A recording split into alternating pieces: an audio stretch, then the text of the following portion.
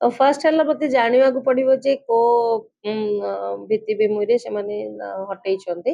ଯଦି ହଟେଇବା କଥା ତାହେଲେ ସବୁ କର୍ପୋରେସନକୁ ଏହା ଲାଗୁ ହେବା କଥା। ତାପରେ ଦ୍ୱିତୀୟ କଥା ହେଲା ହଟେଇବା ଉଚିତ ନୁହେଁ, କାହିଁକି ନା ମେୟର ପଦବୀ କ୍ୟାବିନେଟ ମିନିଷ୍ଟର ପୋଷ୍ଟ ରହୁଛି।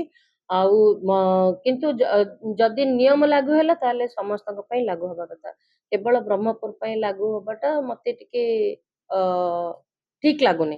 ସୋ ସେଥିପାଇଁ ମୁଁ ଯେହେତୁ ଏଟା ମୋର କେବଳ ସଂଘମିତ୍ରା ଦଳର ଏଟା ପୋଷ୍ଟ ନୁହେଁ, କାହିଁକିନା ସଂଘମିତ୍ରା ଦଳକୁ ପିଏସଓ ଦିଆଯାଇ ନଥିଲା, ମେୟରଙ୍କୁ ଦିଆଯାଇଥିଲା। ଏବଂ ମେୟର ହେଲା ଗୋଟେ କର୍ପୋରେସନର ହେଡ। କର୍ପୋରେସନ ପ୍ରତି ଏହା ନିହାତି ଭାବେ ଅସମ୍ମାନ। ଆକୁ ମୁଁ ଠିକ ସେ ପ୍ରଥମେ ତାଙ୍କୁ ଏସପି ମହୋଦୟଙ୍କୁ ମୁଁ କହିଥିଲି ଯେ ସେ ଯୋଉ ଅର୍ଡର ବେସିସରେ କରିଛନ୍ତି ସେ ଅର୍ଡର ମତେ ଟିକେ ମୁଁ ଟିକେ ଜାଣିବାକୁ ଚାହୁଁଛି। ସୋ ମୁଁ ଆଜି ଆଉ ଥରେ ତାଙ୍କ ପାଖକୁ ଅଫିସକୁ ପଠେଇବି।